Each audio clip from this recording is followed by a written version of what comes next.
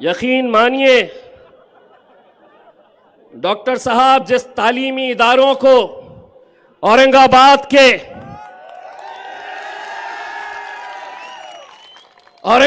के वो गयूर मुसलमानों ने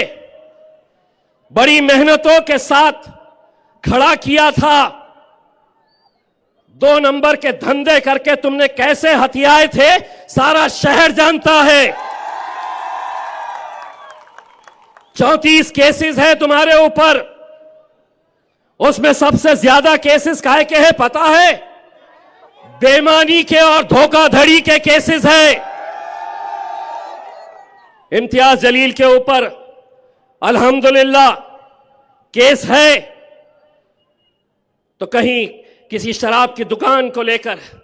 कहीं गरीबों की मदद कोरोना के वक्त में करने के लिए, कहीं आदर्श का घोटाला जब हुआ, आंसू गैस छोड़े गए,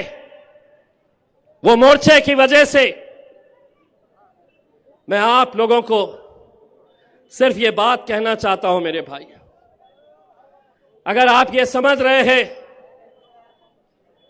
कि यहां पर वोट हम बांट देंगे, हमारा वोट बढ़ जाएगा, जो भी फैसले जो भी कर रहा है मैं सर आंखों पर रखता हूं, लेकिन मैं भी जब मैदान में उतरता हूं तो मैं भी इस्तिखारा करके निकलता हूं। मैं भी अल्लाह की रजा, इस्तिखारा की नमाज पढ़कर, मैं अल्लाह की रजा लेकर और यही दुआ करता हूं, या अल्लाह ये मेरे लिए, मेरी कौम के लिए अगर बेहतर है तो तू मेरी मदद कर।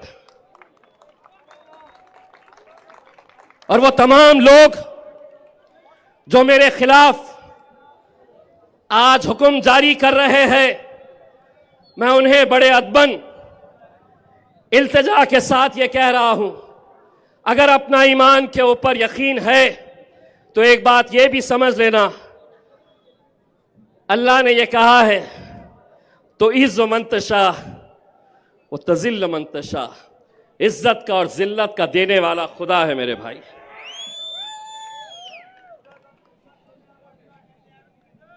आज हमने यकीनन